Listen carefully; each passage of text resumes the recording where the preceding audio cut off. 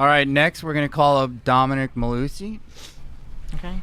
First of all, I'd like to thank Diego, as well as everyone who's participating in this debate, and thank you all for being here. I know there's beer outside and wine, and there are plenty of places you could be besides Chester. I really appreciate you coming. So I'm just going to get right into it because there's a lot of things I want to say about this.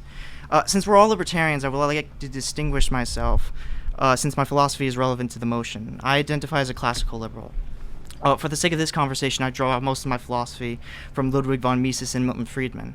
The liberal believes in maximizing freedom through developments of capitalism and a limited state. As Milton Friedman states in Capitalism and Freedom, quote, "The heart of the liberal philosophy is a belief in the dignity of the individual and his freedom to make the most of his capacities and the opportunities according to his own lights, subject only to the proviso that he not interfere with the freedom of other individuals to do the same." Unquote. And as Mises put it in Liberalism, the Classical Tradition, quote, "As the liberal sees it, the task of the state consists solely and exclusively in guaranteeing the protection of life, health, liberty, and private property against violent attacks." Unquote. What distinguishes the liberal from the anarchist, say, is the fact that the liberal does believe in the existence of government. As Mises states, quote, "I'm not an enemy of the state, any more than I can be called an enemy of sulfuric acid, because I'm of the opinion that, useful though it may be for many purposes, it is not suitable for either drinking or for washing one's hands." Unquote. I certainly believe that the state should exist, however, its responsibilities and scope of influence ought to be very limited. The liberal does not reject the institution of the state. The liberal objects to the policies implemented by the state that produce an antisocial effect. I come to this conclusion, and most others, based on the fact that I believe, a liberal society creates the maximum amount of utility for the most people. Liberal policies contribute to the creation of cosmopolitanism, as Mises put it, and rejects the steps that lead to destructionism and antisocial ends. It is from this philosophical background that I reject the motion presented: open state borders is opposed to liberty. Mises puts it concisely when he says, "The liberal demands that every person have the right to live wherever he wants. Closed state borders promote antisocial activity and are antithetical to the ideas of liberalism." Mises continues, "Thus, the effects of restricting the freedom of movement are just the same as those of a protective tariff. Looked at from the standpoint of humanity, the result is a lowering of the productivity of human labor, a reduction in the supply of goods at the disposal of mankind. Attempts to justify on economic grounds the policy of restricting immigration are therefore doomed from the outset." Unquote. Mises' claims play out in the data. In 1984, there was a paper examining real-world effects of open borders upon economic activity, and it found that it would increase global GDP by approximately 147%.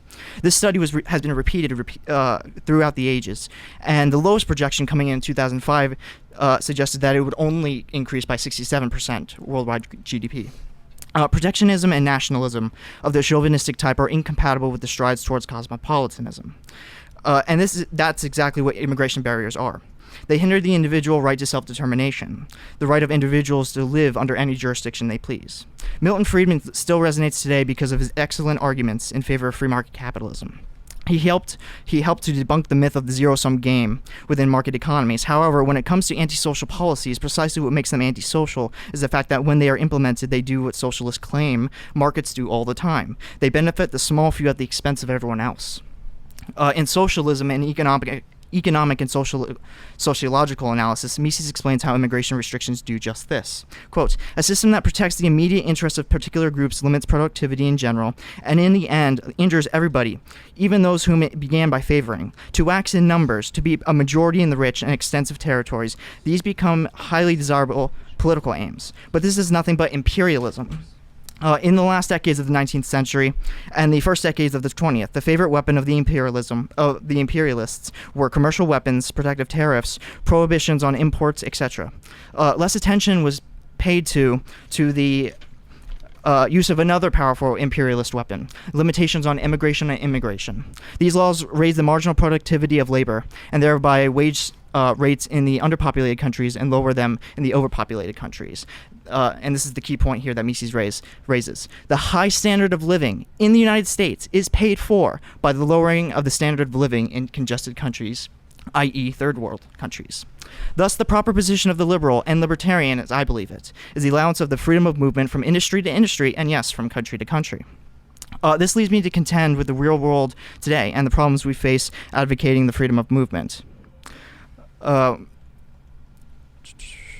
Milton Friedman and Ludwig von Mises advocated for open borders. However, both identified potential problems that we may run into when advocating this position, and both are commonly cited by libertarians today.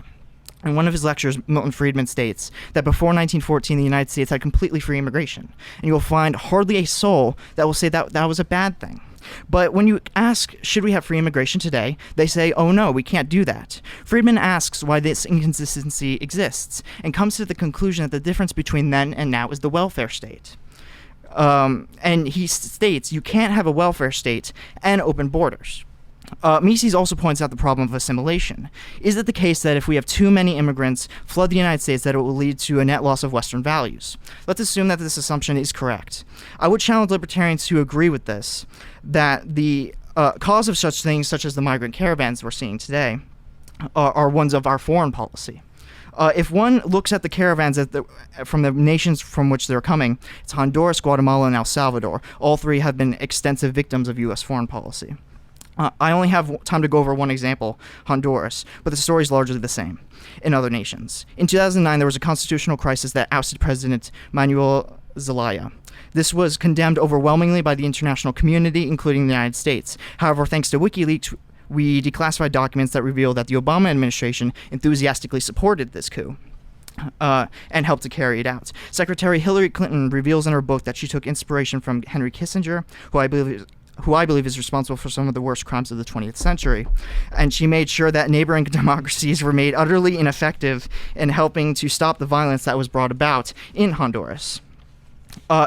Quoting from one of the emails, the OAS meeting today turned out to be a non-event, just as we hoped, unquote.